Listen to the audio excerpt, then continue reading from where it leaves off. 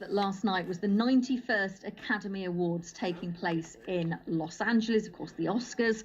A number of winners were African American and people of colour, including Regina King for Best Supporting Actress in If Beale Street Could Talk, and of course Spike Lee for Best Adapted Screenplay for Black Klansman. Well, you'll probably remember the Oscars were heavily criticised in 2015 for lacking any non-white nominees in the main categories. People then using the hashtag #OscarsSoWhite. Well, some people are saying that has now changed, and we're even using the hashtag #OscarsSoBlack during the awards. But how much has it really changed, and what is it like to be a person of colour in the entertainment industry in 2019? Well, if you tuned into us in 2015, we spoke to non-white people working in the industry to hear their thoughts. And today we're joined by some of them again to look at the progress, if any, has been made within the industry. I'm pleased to say we can speak to Parle Patel, who is a British Indian actor and also comedian.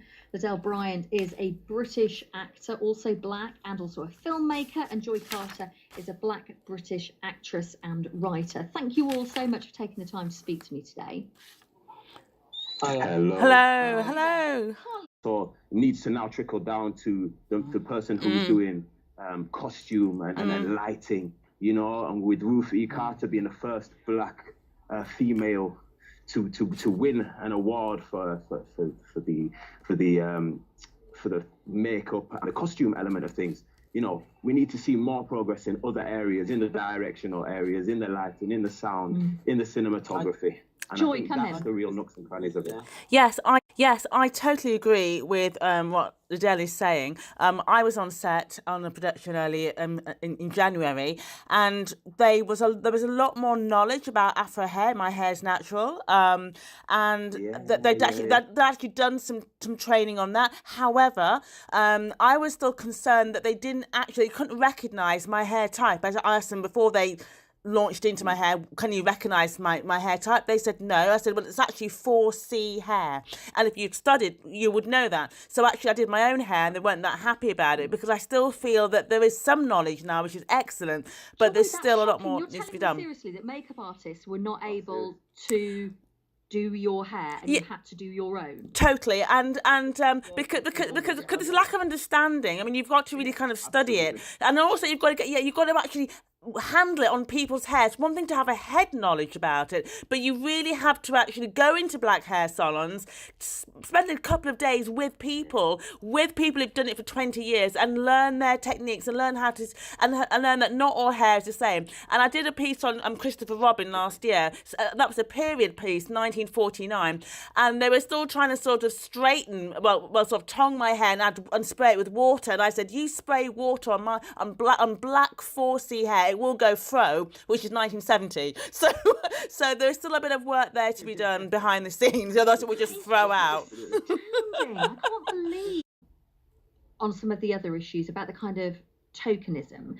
Joy, would you welcome if somebody went, we really need a black person for this role? Is that helpful, or is that actually just as bad as saying we're not employing anybody who's not white? Well, that has happened to me several times and still does.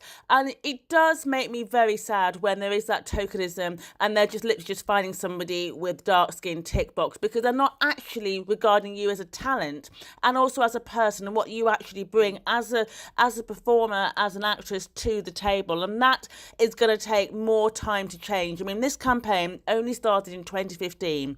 So I'm like everybody else. I'm totally excited and grateful for the changes, but we still need to really get on the grassroots. We need to produce more more people in production, more directors, people actually understand the genres and working with other people to really push this thing forward. So it can't just be a campaign that started today and then in 2 years' time we moved on to the next thing. And actually, I think that it's essential that people take the inspiration that is given from the top elite levels and actually use it in their grassroots, use it to inspire themselves and inspire their friends and produce work. Can I ask the three of you? Is out there. We are right. We're going to have to go now. We have to go to the news. But could we ask you to come back in half an hour and speak further? I've got so much more I'd like to speak to you. Is that possible? Yeah.